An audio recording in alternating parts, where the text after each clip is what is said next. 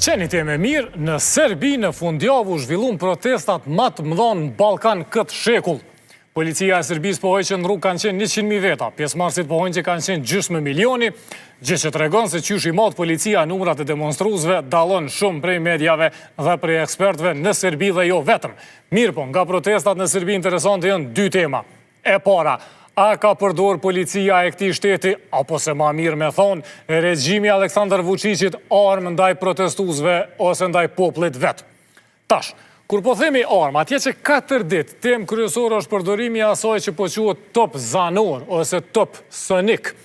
Topi zanor është pajisje që montohet në automjete policore ose objekte tjera të rëndësishme të shtetit, edhe mund të transmetoj zëra ose audio incizime, ose audio efekte të ndryshme, edhe kështu të shkaktoj irritim, panik, presion në vesh, marramendje, ose ndonjë formë tjetër të presionit në masë të njerëzve.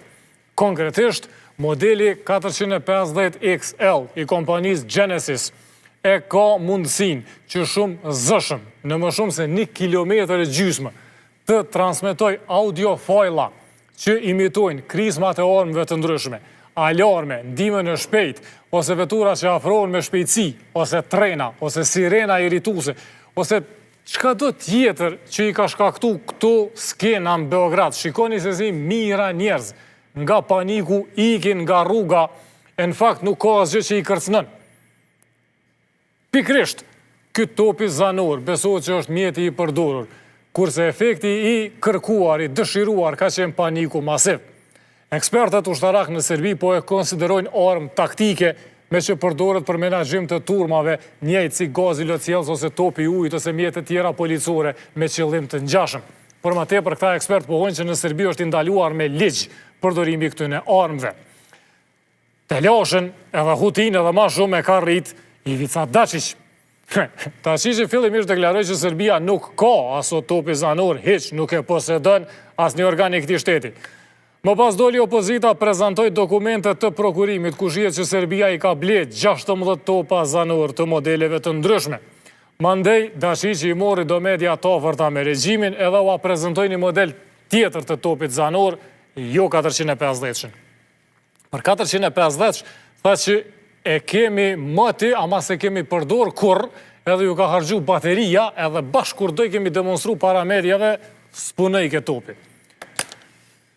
Këto s'munësh me të rrilu, do më thonë kjo duhet me ndodh për me besu. Tentimin e Dačićit për arsyetim, e jo arsyetimin për një men që u harxhu bateria. Pra, ajo që e dim, është që atje shteti ka rajt për armë zanore, që përdorimi tyre është ilegal, që protestuesit kanë pas epizode paniku kur pohojnë që kanë dëgjuar efekte të ndryshme dhe kanë ikën nga rruga, mirë po deri tash s'ka fakte që janë përdorur pikërisht këto modele për të cilat folim, ose që paniku është shkaktuar nga diçka tjetër. Tema 2. A duhet në Kosovë të merremi me protestat në Serbi?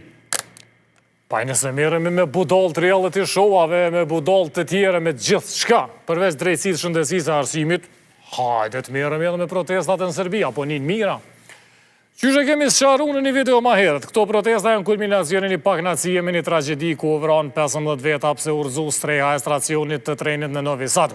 Detajet e projektit kanë zbuluar që fjala është për korrupsion 10 milionësh, edhe projekti as nuk është nis, as nuk është realizuar, as nuk është bitis në mënyrën që duhet, edhe për pasojë të korrupsionit kanë vdek 15 njerëz. A dridhet regjimi Vučićit nga protesta? Dridhet edhe fort bile. Që 6 muaj krejt Serbia është në blokad, edhe kjo blokad nuk dihet se kur përfundon.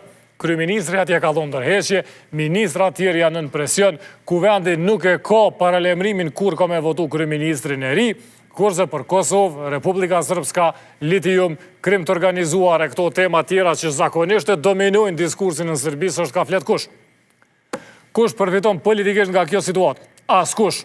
Kjo është një lëvizje studentore që deri më tani po duket origjinale, e nisur edhe komanduar nga studentët, pa përzirjet partive opozitare edhe të shoqërisë civile. Tash ka aty teori që mrapa studentëve ka qëndrojnë shërbimet ruse, ka do teori tjera, teorion deri më tash. A është Kosova tem?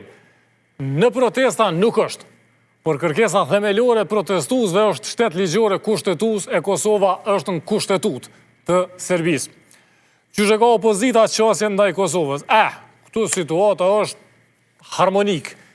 fort spektër i gjërë, që nga liberalt që pohojnë në publik, që Kosova është e pavarur dhe duhet të njihet nga Serbia, e deri tek ekstremista e budall të djathtë që pohojnë që Kosovën duhet me rimar me armë.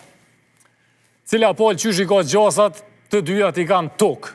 Aq gjatë ka qenë Vučićin pushtet. Aq shumë ka pushtet. Aq shumë është i korruptuar edhe i lidhur me struktura legale e ilegale, sa që në Serbi nuk ka opozit. Aq janë të përçarë në 100 partije fraksione, sa që shansa s'kanë të bëjnë diçka serioze. Për ma tepër, zgjedhjet e fundit kanë qenë të vjedhura edhe e kanë lënë në situatë edhe më të keqe opozitën në raportet këshia nërmjet veti, plus i kanë dhënë hapësirë ekstremit të djathtë që është prorus edhe antilogjik. Dikush ka pas shkru, u qunë kom Serbia, për në gjumë është opozita. Me fjalë tjera, kurfar parashikimi solid se çka ndodh në raportet Kosovë-Serbi nëse bjen regjimi i Vučićit nuk ka.